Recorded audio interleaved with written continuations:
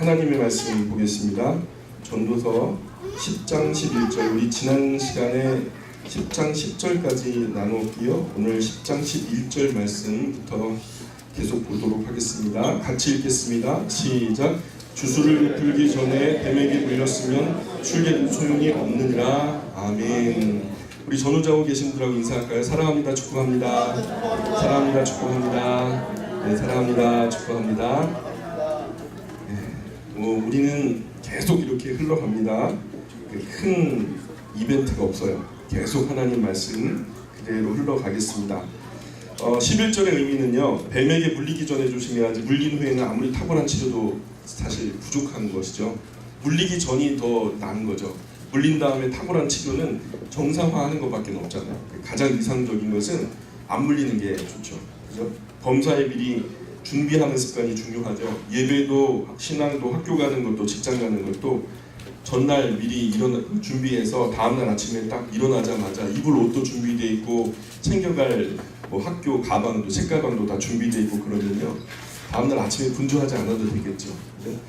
준비가 참 중요한 것 같아요. 미리 엎어지기 전에, 뱀에게 물리기 전에 우리가 조심해야 된다. 사후 약방문이라 그래갖고 죽은 후에 처방전이 나오면 아무 소용없죠. 죽은 다음에 처방전이 아무리 탁월한 처방전이 나왔다 해도 그것은 별로 위로가 되지 않아요. 죽기 전에 뭔가 술을 쓰던가 해야지. 너무 늦은 다음에 우리가 뭔가를 서두르는 경향이 있는데 그러면 안 된다라는 교훈을 11절에서 우리에게 주시는 것이죠. 12절 같이 읽겠습니다. 시작. 우매자의 입술들은 자기를 삼키느니라. 지혜자는 입이라 하고 우매자는 입술이라고 하죠. 남편이 예쁘면은요, 맛있는 거 먹을 때 그 입이 그렇게 예쁘고 그렇게 좋다면서요. 네? 그래요? 근데 남편이 미우면은요, 뭘 그냥 먹을 때 입을 때려주고 싶대요. 좋을 때는 입, 미울 때는 제가 안 말했어요. 저쪽에서 나왔어요. 말하는 입도 그런 것 같아요. 예쁜 말을 할 때는 참 그냥 예뻐요.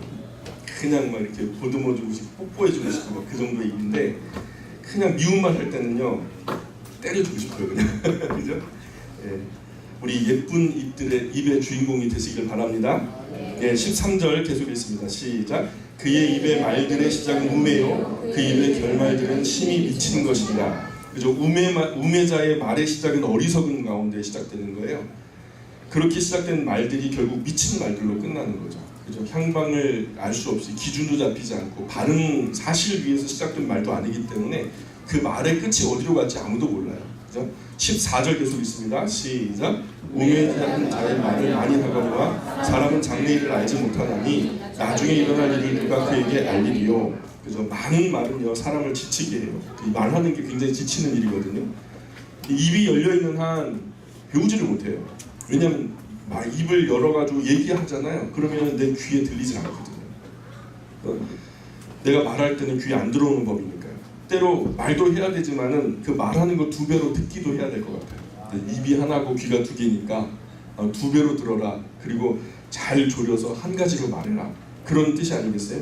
듣는 귀는 사람의 마음을 삽니다.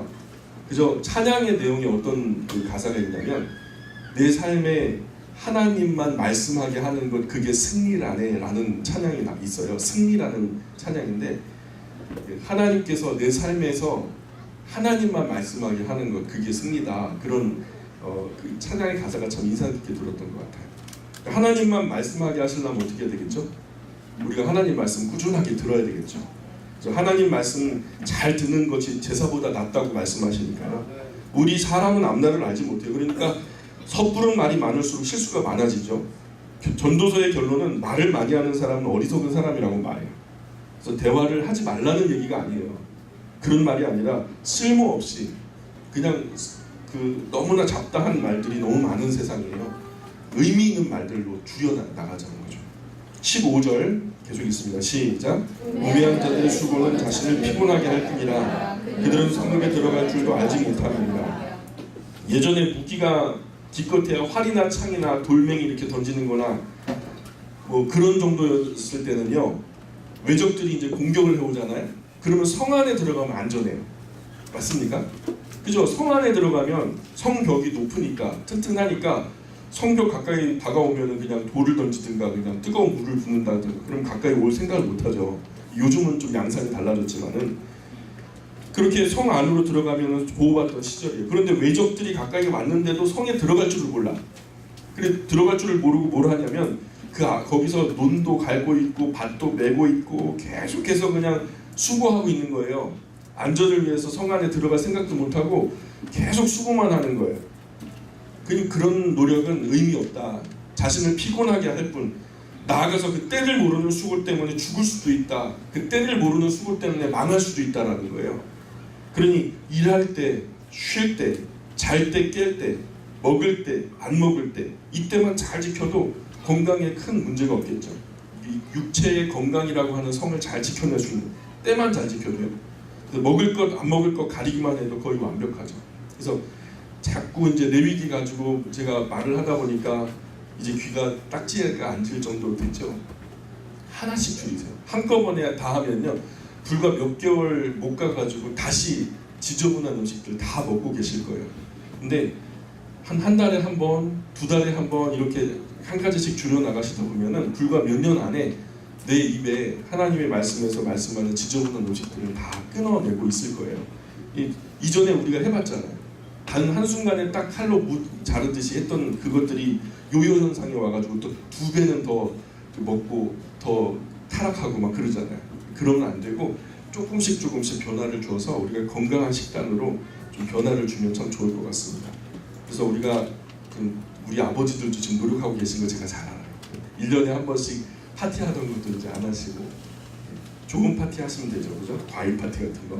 16절 계속 읽어볼까요? 16절 시작. 왕은 어리고 대신들은 아침부터 정치하는 나라여 내게 화가 있도다. 예, 왕이 너무 어려가지고 대신들을 관리를 못하는 거예요. 너무 어려가지고 이 일이 어떻게 돌아가는지 이 시스템을 잘 모르니까 나라의 시스템을 모르니까 어떻게 해야 되겠어요? 그냥 왕은 그냥 자리만 갖고 있고 대신들이 알아서 하는데 그 관리 감독이 안 되니까 대신들은요 왕 눈치나 보면서 아침부터 왕 눈을 피해가지고 소중한 국고로 잔치상을 벌이는 거예요. 술 마시고 취해서 회롱되고 그야말로 흥청망청 그런 나라가 과연 소망이 있을까요? 이런 나라는 화가 있다는 거예요. 근데 반대로 17절은 좀 다른 이야기를 하죠. 계속 읽습니다. 17절 시작. 왕은 귀족들의 아들이요 대신들은 취하지 아니하고 기력을 모아놓고 정한 때에 먹는 나라여 내게 복이 있도다. 예, 적당하게 그죠? 히브리인들이 아예 포도주를 안 마시는 사람도 있지만요 마셔도 사실 우리나라 사람처럼 취하려고 마시는 사람들은 없어요. 우리나라는 술 문화가 1차, 2차, 3차, 4차까지 있더라고요. 이 4차가 되면요 이제 그냥 1차, 2차, 3차 할 때까지는 세 발로 하든 네 발로 기어다니는 4차까지 하면 네 발로 기어서 나중에는 4차 끝에는 기어서 출근을 하더라고요. 집을 안 가고 밤 새도록 퍼마시고 술김에 네 발로 출근하는 나라 이런 나라 우리나라밖에 없어요. 그냥 술만 빠지면은 우리나라 범죄율 70%가 낮아진대요. 왜 그러냐 그랬더니 살인도 운전의 그 사고도 뭐 폭력이나 강간이나 폭행이나 자살이나 대부분의 이런 사건들이요 사실 술과 연관되어지는 거죠. 그래서 술을 마시고 이렇게 하다 보니까 감정이 증폭돼가지고 슬플 땐 더 슬퍼지고 기쁠 땐 더 기뻐지고 그죠? 그러면서 자기 역량 이상의 것들을 자꾸만 욕심을 내다 보니까 여기서 사고가 터지니까요. 그래서 술만 잘 컨트롤이 되면은 이 나라의 범죄율이 70%나 낮아진다는 얘기가 있어요. 그런데 그런 의미의 술이라기보다도 원기를 보하려고 적절한 때에 잠들기 전에 바울도 그죠? 디모데를 향해서 너 몸 관리를 위해서 자기 전에 와인 한 잔씩 해라. 이게 뭐 술 먹고 취하라, 기분 좋아라 그런 의미는 아니죠. 왜냐하면 약효가 있거든요. 사실 혈액 순환이 된다. 뭐 그런 얘기가 있으니까요. 그래서 건강을 생각하면서 포도주를 마시는 충신도 있다라는 거예요. 실제로 잠들기 전에 와인 한 잔 혈액 순환 돕는다고 연구 결과가 나왔어요. 그죠? 그래도 안 먹는 게 좋아요. 왜냐하면 혈액 순환 좋으려면 차라리 약을 드세요. 아스피린 한 알이 와인보다 훨씬 더 탁월해요. 약이 없었을 시절에는 약 대신에 그냥 그 혈액 순환을 위해서 이 와인을 드셨지만은 지금은 아스피린 한 알 100ml짜리 하나 드시면요 와인 그냥 수십 잔 마시는 것보다 훨씬 더 좋아요. 그러니 술 안 먹어도 혈액순환 훨씬 좋은 약과 방법들 널려 있으니까요. 그래도 술자리에 어떤 계약을 맺었든지 술자리에서 어떤 비즈니스를 계획했든지 술로 무슨 것을 세웠다면요, 반드시 술로 만들어진 것은 술로 망가집니다. 반드시 그것은 깨어지고 무너지고 부서질 거예요. 절대로 우리 그리스도인들은 술로 계약하지 마세요. 술 접대 이런 거 안 좋은 거예요. 자, 18절 계속 읽습니다. 시작. 게으름즉 손가락과 대면하고 손을 놓은즉 집이 새느니라. 예, 집이 있으면 끝이 아니에요. 집 그냥 수건 사업으로 해가지고 집을 이렇게 만들어갖고 장만을 했는데, 그러면 거기 가만히 앉아 있으면 그때부터 집이 알아서 해주는 게 아니라 집도 이제 관리가 들어가야 되잖아요. 그래서 옛날에 집들은 얼마나 또 손이 많이 가요. 마당에 며칠만 그냥 눈길 돌려도 구석구석에 그냥 잡초가 우거지잖아요. 요즘에 뭐 아파트는 낫습니까? 계속해서 쓸고 닦고 조이고 뭐 망가진 부분들을 보수하고 교체해주고 그래야 되겠죠.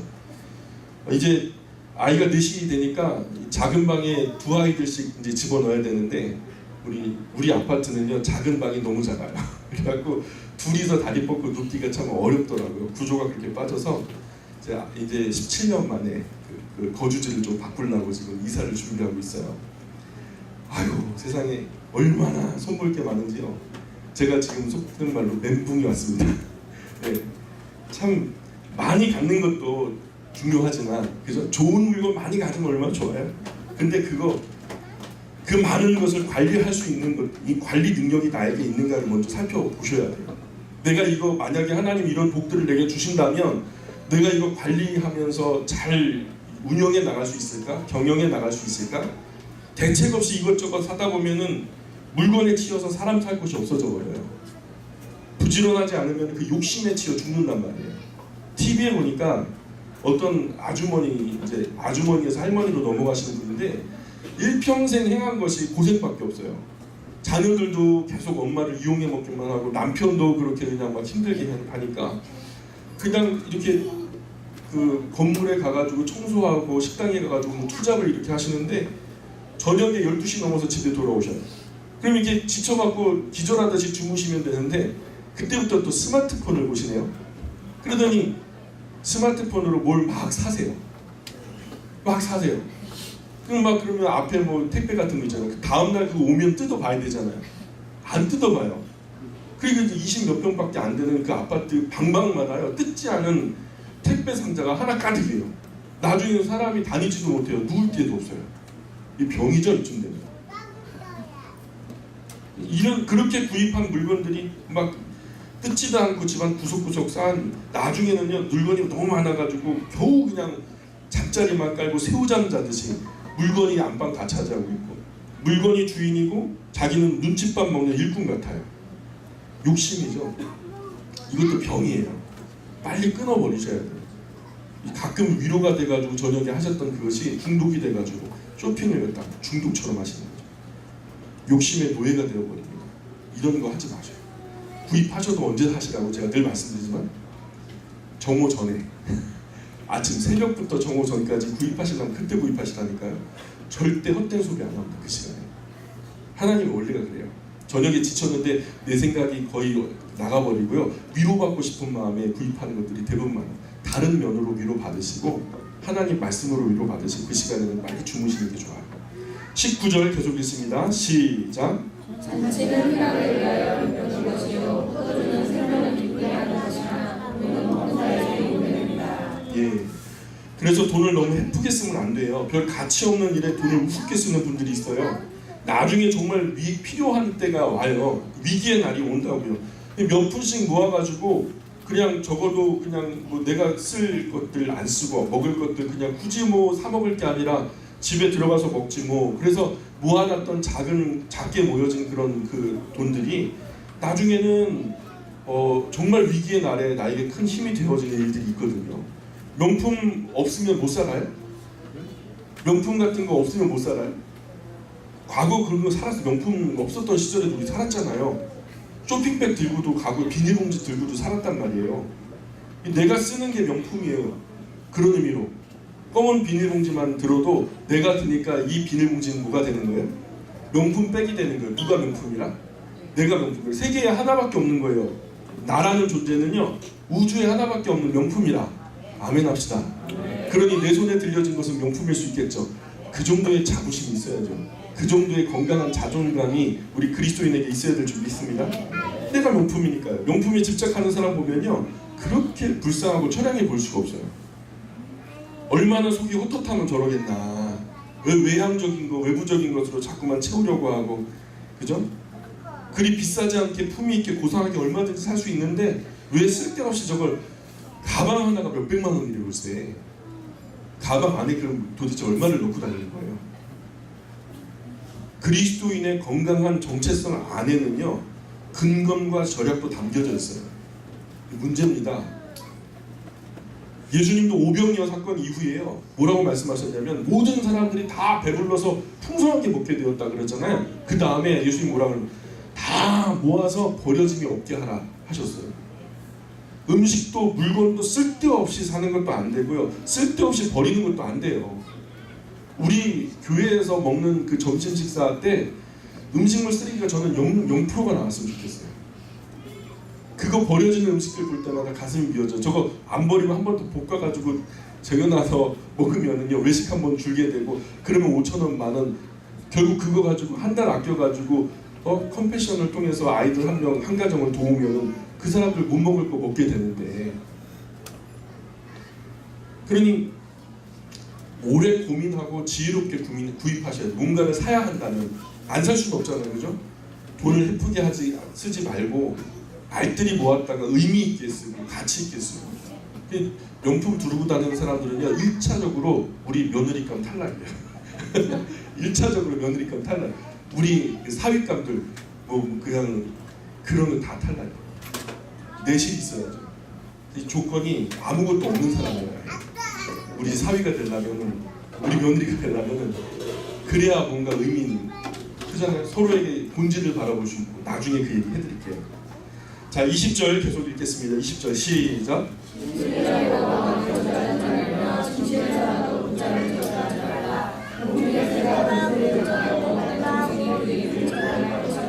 예, 우리말에도 그런 말 있잖아요. 반말은 쥐가 듣고 낱말은 새가 듣는다. 그러니까 비밀스러운 말은 어떻게 해야 돼요? 쥐도 새도 모르게 해야죠. 그죠? 근데 결국 그렇게 쥐도 새도 모르게 한다고 했지만은 다 드러나고 말아요. 그죠?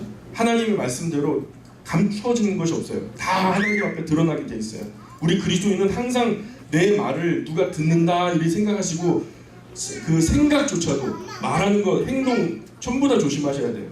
아무도 안 들어도 누구는 듣고 계신다? 하나님 듣고 계시니까.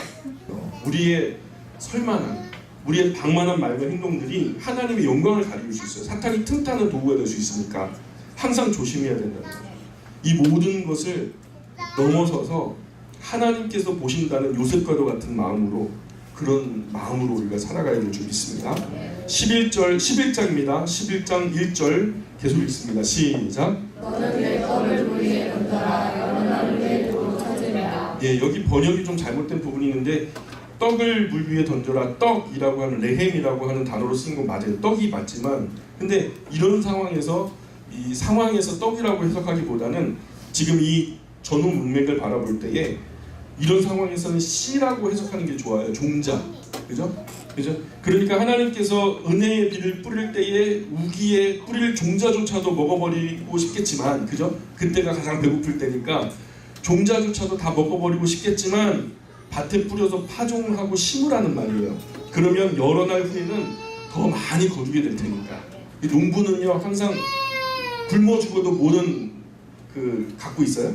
종자, 씨앗은 굶어 죽어도 끝까지 갖고 있는 법이죠.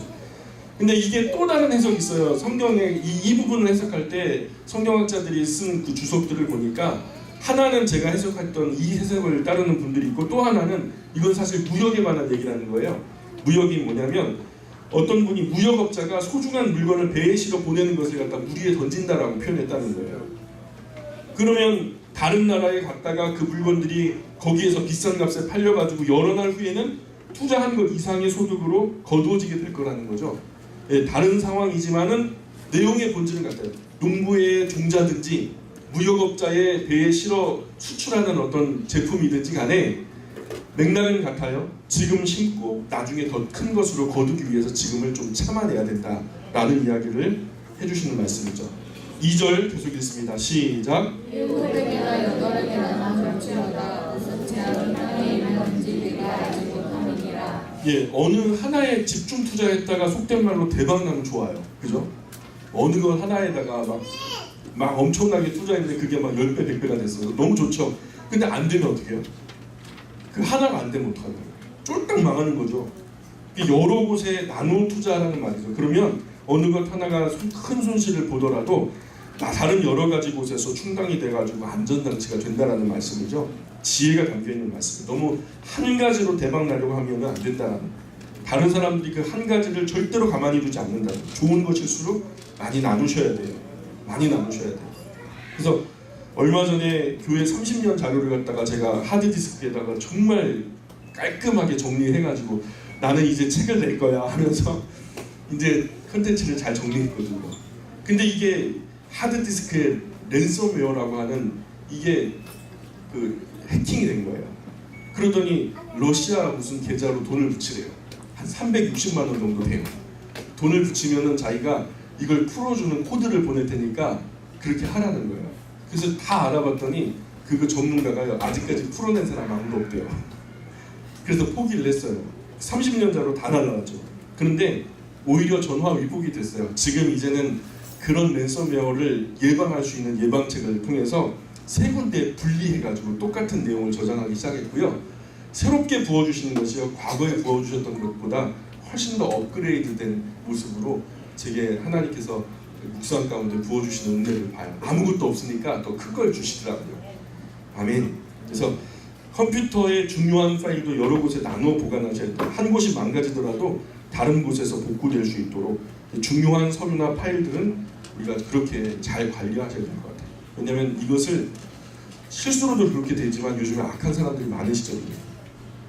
자, 3절 4절 계속 읽습니다. 시작. 물의 비가 가득하면 땅에 쏟아지며 나무가 나무는 구름에 쓰러지며 그 쓰러진 곳에 분양이 있으리라. 동세를 살펴보는 자는 파종하지 못할 것이요 구름을 바라보는 자는 거두지 못하리라. 예, 구름이 무거워지면은 우리 어제처럼 비가 오겠죠. 어제 비 오전까지 많이 왔잖아요. 그래서 구름이 무거워지면서 비가 되어서 쏟아지고 나무가 큰 바람에 넘어지면 얘가 아유 이번에 태풍은 너무 심했어. 그리고 다 막 바지 털털 툴고서 일어나잖아요. 그죠? 나무는 그 어떻게 돼요? 넘어지면 넘어진 모양 그대로 있을 거죠. 그러나 그렇다고 해서 바람만 살피는 사람은 씨를 뿌리지 못할 것이고 구름만 살피는 사람은 추수하지 못할 것이다. 이런 말이에요. 그죠? 핑계할 것은 안 할 이유를 대자면, 그죠? 너무 많아요. 안 하려고 하면 사탄이요 핑계거리를 막 주거든요. 하려고 하면 하나님께서 성령 가운데 도우셔서 할 이유들을 주세요. 중요한 건 내 마음에서 결정이 되는 거죠. 예. 미우면요 미운 이유를 가져다 주고요. 좋으면 좋은 이유를 많이 가져다 주죠. 그러니 우리가 이 핑계 저 핑계로 아무것도 안 하는 인생은 아무 일도 없을 거예요. 그죠? 자, 5절 계속 읽습니다. 시작. 하나님 일이 어떠한가 알게 자의 때에서부터 어떻게 자는지를 내가 알지 못한 같이 만사를 성취하시는 하나님의 일을 내가 알지 못하느니라.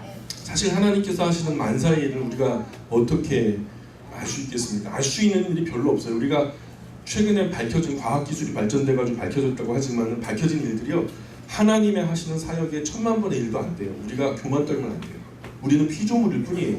나름대로 조금씩 발명하고 발견하고 알아가는 과정이니 어린 아이가 엄마 아빠를 앞설 수 없듯이요. 우리는 항상 피조물이고 그분은 항상 창조주가 되셔요. 그리고 우리가 전능하신 하나님의 손 아래에서 늘 겸손해야 될 줄 믿습니다. 6절 계속 읽을까요? 6절 시작.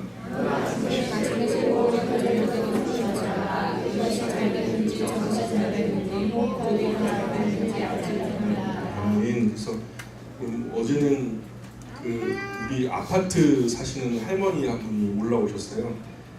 나간다고 하니까 섭섭하셨나 봐요. 그래서 손에 그냥 하나 가득 그냥 양파, 뭐 상추 이런 거 다 들고 오신 거예요. 그래서 그 어르신들 새벽부터 일하시거든요. 하여튼 여기 아파트가 돼가지고 다 도로 깔리고요, 막 건물 서고 그러니까 땅을 볼 수 있는 데가 없잖아요. 근데 손바닥만한 흙만 보이면 거기다 다 갈아엎고 뭘 심어요. 자기가 어디다 씨를 뿌렸는지도 잘 모른대. 근데 가을이 되면 또 이만큼 걷어오거든요. 여름 내내 걷어오시다가 또 이만큼 걷어오시는 거예요. 그래서 남으니까 자기들 못 먹고 남으니까 자식들 주고 자식들도 다 먹고서도 남으니까 아파트 주민들한테 돌리는 거예요. 그 우리에게까지 오는 거잖아요. 참. 그러니까 자식 농사도 열어놔야 돼요. 열어놔셔서 한 놈 안 될 수 있잖아요.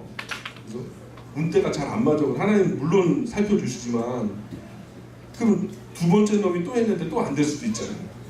그죠? 뭐 세 번째 놈은 잘 돼야 되잖아요. 한 4, 5 사지선다잖아요. 그죠?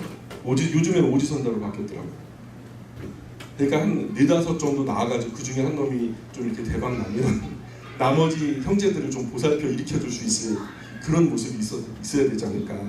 요셉 때문에 가문이 살잖아요. 예, 그런 요셉 하나는 우리 가정에서 나와야 되지 않겠습니까? 그래서 하나님 앞에서 우리가 하나님께 심어드리는 그 심는 그것으로 갚아주세요. 엉뚱하게 우리가 배를 심었는데 사과로 갚아주지 않더라고요. 배를 심으면 배로 갚아주시고 사과를 심으면 사과로 갚아주시고. 그래서 우리가 어린 아이가 도시락을 심었어요. 오병이의 사건의 씨앗이 되었던 물고기 2, 떡 5개를 심었더니 뭐가 열려요? 참치회가 나오나요? 예? 아니면은 뭐 맛있는 뭐 빵, 제과적 빵이 나오던가요? 그게 아니죠. 심은 그것으로 갚아주시죠. 아멘이죠. 마찬가지로 하나님 앞에 우리가 심는 그것으로 풍성하게 열매 맺게 해주세요. 시간을 심으면은 시간으로, 열정을 심으면 열정으로, 물질을 심으면 물질로 우리의 삶에 무엇을 심든지 하나님은 심는 것, 하나님을 위해서 심는 그것으로 우리에게 갚아주실 줄 믿습니다. 근데 신용카드는 하나만 있어야 돼요. 자식도 많아야 되고 텃밭도 많아야 되고 뭐 사업도 여러 가지로 이제 투자를 하는 것도 좋은데 신용카드는 하나만 있어야 돼요. 왜냐하면 신용카드가 많으면 빚만 늘더라고요. 이것 때문에 애를 먹는 가정들이 참 많아요. 저는 신용카드는 사탄이 개발한 제품인 것 같아요. 왜냐면 2-3달 거를 미리 땡겨 쓰거든요. 그러니까 노예처럼 살 수밖에 없어요. 이 자유를 누리질 못해요. 다음 달 당장 이거 갚아야 되니까 또 이래야 돼요. 참 여유가 없어요. 그러니까 신용카드는 하나만 가는 걸로 7절 계속해서 읽겠습니다. 시작. 빛은 실로 아름다운 것이라 눈으로 해를 보는 것이 즐거운 일이로다. 아멘. 밝은 햇빛을 보는 날이 참 즐거운 날이죠. 어제 정말 해물이 멋있었죠. 햇물이 보셨어요? 하늘도 안 보고 사세요. 어제 진짜 1년에 한두 번 있을까 말까 한 햇물이가 어제 나타났단 말이에요. 뉴스에서도 나왔어요. 햇물이. 해 주변으로 무지갯빛 찬란한 그 모습이 있었는데 못 보셨으면 인터넷으로 사진으로라도 보세요. 그 정도 여유는 갖고 사셔야지. 햇빛, 여기서 말하는 햇빛은 단순히 햇빛을 말하는 게 아니라 뒤에 나오는 구절을 보시면 이것이 인생의 좋은 날들을 말씀한다는 것을 쉽게 알 수 있어요. 우리 사람이 살다 보면, 일생을 살다 보면 밝은 빛을 보는 날이 있지요. 또 어두운 그 날을 경험할 때도 있죠. 그런데 우리가 잘 알듯이 일생에서 그 빛을 보는 날이 많아야 적어요. 나머지는 일상이고 큰 기쁨의 날, 큰 기쁨의 날은 그렇게 많지 않아요. 그래서 그 빛을 보는 날에는 충분히 즐거워하셔야 돼요. 눈치 보지 말고 행복해 하셔야 돼요. 하나님이 허락하시는 그 마땅한 기쁨의 날에 눈치 보면서 기뻐하지 못하는 분들이 많이 계신 것 같아요. 그럴 필요가 없어요. 왜냐하면 그 빛의 기억이 어두운 날에도 내가 일어날 수 있는 힘을 주거든요. 그래서 나를 지탱해 줄 수 있는 힘이 될 것이니까, 그러니까 즐거워하는 동안에는 어린 아이처럼 즐거워하셔야 돼요. 모처럼 휴가를 갔는데도 잡지 뽑고 앉았어요. 갔는데 권사님들하고 갔는데 저한테 엄청 야단 맞았던 권사님이 계시죠, 여기. 그죠? 마당에서, 펜션 마당에서 잡초를 뽑고 있는 거예요. 못 말리죠. 아니 그 1년에 한 번 있을 기쁨의 날, 그 비싼 돈 주고 회비 내가지고 와가지고 신나게 놀다 가고 맛있는 거 먹고 가면 되는데 거기서 또 앉아가지고 그냥 아유 세상에. 근데 우리가 즐거워할 때는 확실하게 즐거워하셔야 돼요. 제가 항상 그래요. 우리 아이들 놀 때요, 운동장에다 딱 펼쳐 놓아주고, 예수남 아이들 이렇게 펼쳐 놓아주고, 자 이제부터 놀아. 한 2-3시간 노는데 한 사람 쓰러질 때까지 놀아. 진짜 눈치 보지 않고 그렇게 좀 아이처럼 놀 수 있어야 돼요. 빛을 볼 수 없는 어두운 밤이 금세 임하죠. 볼 수 있을 때 충분히 열심히 비달에 충분히 보시고 누리고 행복해 하셔야 돼요. 대학생 선교회 CCC 설립자이면서 총재이셨던 김준곤 목사님이라는 분이 계셨어요. 2009년도에 소천하셨는데 이분이요 항상 간증을 하시면 이런 얘기를 즐겨하죠. 그분에게 따님이 계셨거든요. 따님이 새파랗게 젊은 나이에 암으로 세상을 떠났어요. 그렇게 안타깝게 품에서 떠나간 딸의 이야기를 늘상 달고 사셔요. 그러면서 오늘을 헛되이 살지 말라는 거죠. 충분히 행복해하고 충분히 즐기래요. 봄에서 여름으로 넘어가는 그때에 하늘나라 가셨는데 잔디가 새파랗게 자라 올라오고 따사로운 늦봄에 봄 햇살이 부서져 내릴 때 아마 이때쯤이었던 것 같아요. 뻐꾸기 종달새 우짖고 깨꼬리 노고 지저질 때 그 따님이 아버지 품에 안겨가지고 아빠 살고 싶어요 그랬대요. 아빠 살고 싶어요 하면서 가더라는 거예요. 딸의 삶을 연장시킬 수 없는 그 아버지의 한계, 인간의 한계의 벽에서 큰 비위를 느끼면서 그 처절한 슬픔을 간증하는 것을 제가 오래전에 들었는데, 땅에서 햇빛을 보는 날, 살면서 내 자식들, 내 딸과 아들들의 얼굴을 보면서 살게 되는 그날 동안에 밝은 햇살 아래 우리가 건강할 때 우리 손에 일이 있는 소중한 일들, 우리 앞에 우리 자녀들이 우리의 슬하에서 자라는 동안에 최선을 다하고 후회 없이 사랑하고 열심히 일해서 정말 하나님이 기뻐하시는 그 분복들을 다 누리시기를 바랍니다. 8절 계속 읽겠습니다. 8절 시작. 사람이 여러 가지 살면 항상 즐거워할지로다. 그러나 컴컴한 날들이 많으니 그 날들을 생각할지로다. 다가올 일은 다 헛되리다. 예, 행복은 누릴 수 있을 때 누리셔야 돼요. 그래서 나중으로 미루다가 눈앞에 있는 행복 쉬이 지나가 버리죠. 삶의 여수가 거듭하면 행복한 일들도 쌓이게 될 거예요. 그죠? 그때 이런 일도 있었지 저런 일도 있었지 하면서 좋은 일들, 기쁜 일들도 추억할 일들이 많이 쌓일 테지만 그 기쁜 일들만큼이나 어떤 일들도 쌓일까요? 어둡고 슬픈 일들도 함께 쌓이겠죠. 그래서 오늘 누릴 수 있는 행복, 즐길 수 있는 즐거움이 있다면 하나님 앞에서 기꺼이 감사하게 누리셔야 될 줄 믿습니다. 놀 때 놀지 못하고 쉴 때 쉬지 못하고 잘 때 자지 못하고 계속 일만 하면요, 인생이 나를 생각할 때 뭐라고 생각하는지 알아요? 계속 일만 하잖아요. 그럼 인생이 나를 향해서 야 너는 일만 좋아하는구나 그래가지고요 내 인생 앞에다 이만한 일의 산더미를 갖다 놔요. 일 좋아하는 줄로 착각하고. 성경이 말씀하는 그리스도인의 삶은요 금욕주의가 아니에요. 적당히 즐기는 거예요. 적당한 기쁨, 적당한 어려움이 반복되어지는 것이 성경이 말씀하는 인생이라고 말씀하시는 거예요. 하나님 우리 인생에 드물게 찾아오는 기쁨과 즐거운 일들을 절대로 빼앗지 않으세요. 누리기를 원하세요. 여러분 자녀들이 옹골박작 맨날 일만 하면서 바쁘게 분주하게 여러분처럼 살길 원하세요? 여러분 아무리 내가 그렇게 살아왔다 할지라도 우리 자녀들은 행복하길 바라잖아요. 하나님 똑같아요. 우리 영의 아버지이신 하나님이 우리가 만면에 환한 웃음을 띠고서 행복하게 만족하게 살아가기를 원하세요. 충만하게 누리기를 기뻐하시는 거죠. 다만 그 행복의 기회들을 우리가 거절할 뿐이에요. 너무나 많은 행복의 기회들이 과거로부터 지금까지 흘러왔었어요. 사실. 근데 우리가 불신종했어요. 무지했어요. 한 푼 더 벌려고 노력하느라고 또는 이기적인 죄성 때문에 허락하신 행복을 훼손했단 말이에요. 이제는 그러지 말자. 성경에도 보니까 사람이 집을 지었어요. 낙성식을 못한 거예요. 입주를 못했단 말이에요. 아파트 청약해가지고 당첨되다가 열심히 이 중도금 잔금까지 다 치렀는데 한 번 들어가고 잠도 못 자고 그냥 죽어버리면 어떡해요. 이번에 안타깝게도 여행 가셨던 헝가리에서 부다페스트 그냥 그 유람선이 그냥 침몰해가지고 얼마나 근데 거기 공무원 부부가 있었는데 일평생 집 하나 마련하고 겨우겨우 집을 마련한 거예요. 서울에서.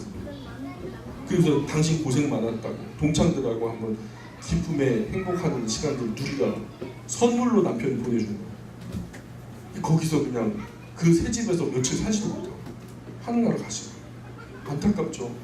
가슴 아프죠. 그러니까 하나님은요 집을 짓고 낙성식을 못했다면 전쟁에 부르지도 말래요. 만약에 전쟁이 그렇게 불려 나왔다면 돌려보내래요. 약혼하고 처녀와 약혼했는데 결혼을 못했어요. 첫날 밤도 못 치른 거죠. 그럼 집으로 돌려보내래요. 전쟁이 되겠냐는 거죠.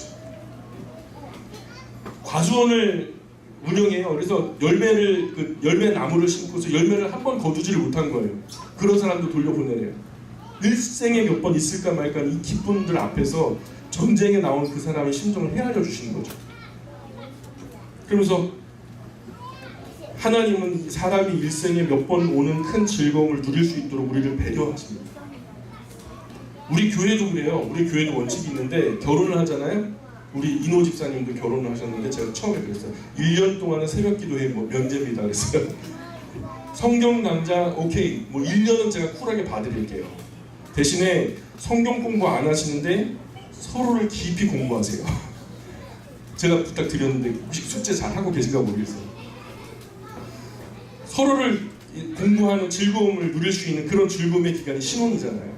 하나님도 그런 기쁨을 빼앗고 싶지 않아 하세요. 근데 제가 뭐라고 그걸 빼앗겠어요.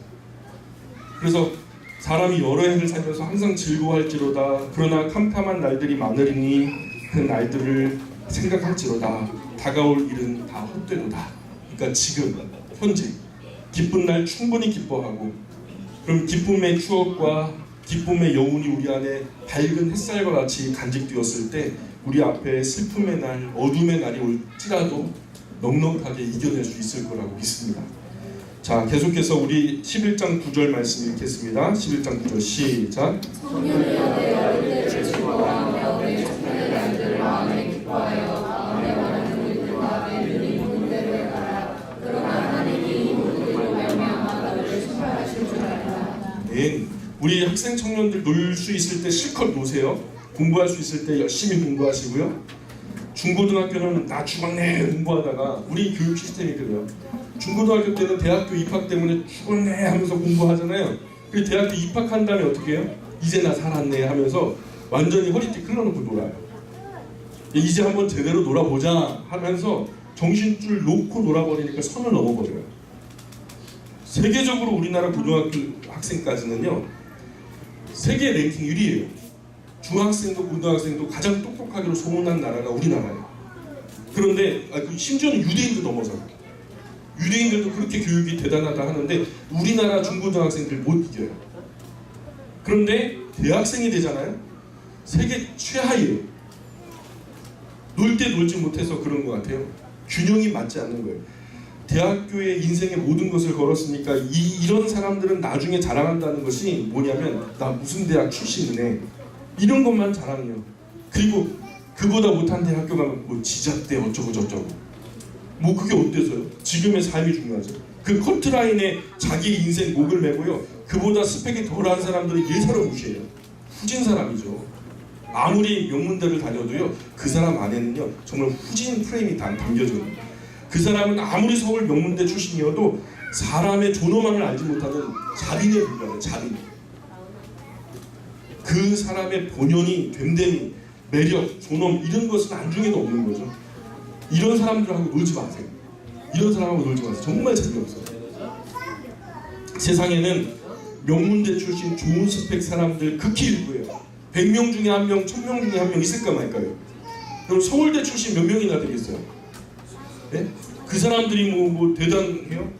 그 사람이 아닌 사람들이 대부분이 이 세상을 살아가거든요. 서울대가 나쁘다는 얘기가 아니고, TV 인터넷에서 그런 사람들의 삶이 대단한 것처럼 비춰주다 보니까 그 외에 대부분의 사람들은, 아주 평범한 범인들은요 아무것도 아닌 것처럼 취급을 받는데, 사실 그런 사람들이, 평범한 사람들이 100배는 많거든요. 그런 사람들이 건강한 사회를 유지시켜 나가는 거거든요. 제 생각에는요, 대학 입학은 쉽게 해야 돼요. 우리 교육제도가.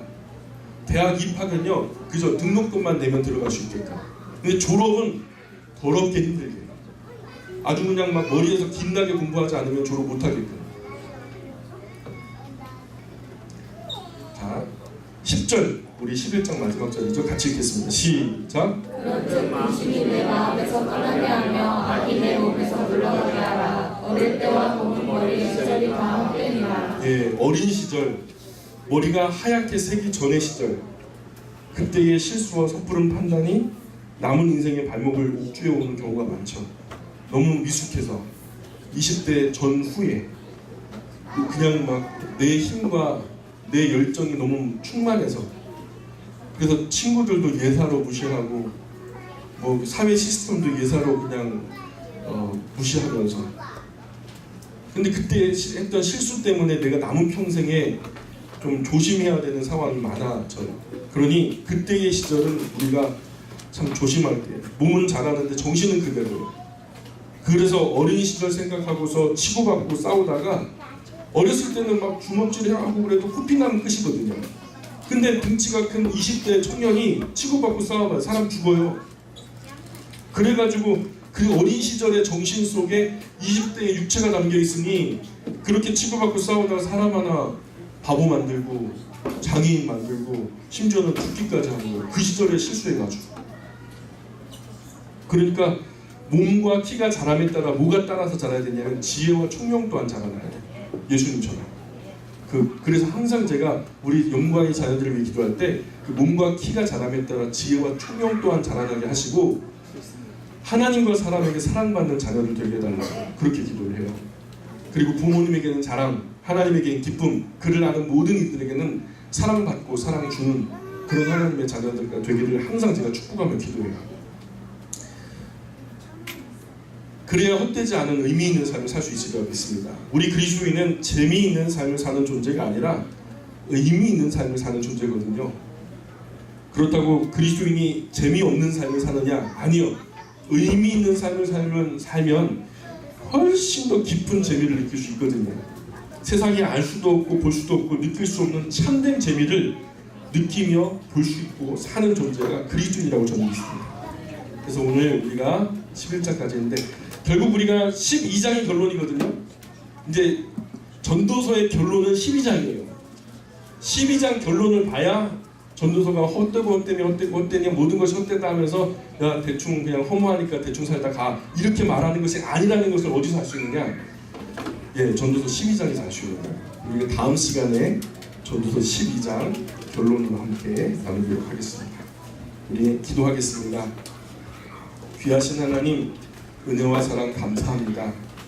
하나님께서 허락하신 지금의 시간을 소중하게 생각하며 충만하게 누리며 주님 안에 기뻐하는 삶을 살 수 있도록 도와주십시오. 어제의 삶도 나의 삶이 아니고 앞으로 주어질 삶도 나의 삶이 아닙니다. 지나간 삶은 하나님께 긍휼히 여겨주시기를 바라며 용서해 주시기를 바라며 하나님께 심판의 영역으로 두어야 할 시간들이고 앞으로의 삶은 소망 가운데 바라봄의 영역인 줄 믿습니다.